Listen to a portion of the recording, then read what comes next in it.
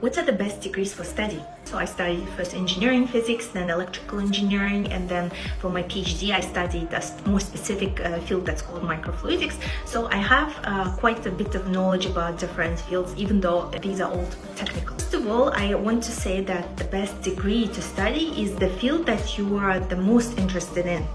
However, if there is no field that you're interested in, or if your interests are very wide and you don't know what to specifically choose among many, then you can be more practical about it and choose wisely.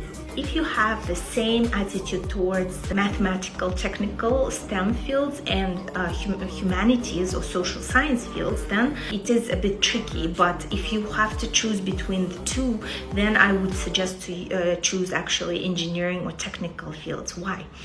Because engineering or STEM fields are actually driven by problem solving, and problem solving is a skill that you need in everyday life. So studying this direction will help you even in everyday life and will develop your character as a person. And second reason for choosing STEM fields rather than social science or humanities fields is that you always have more job opportunities than in comparison with the other. As we know, for studies or for degrees, there are more always scholarships.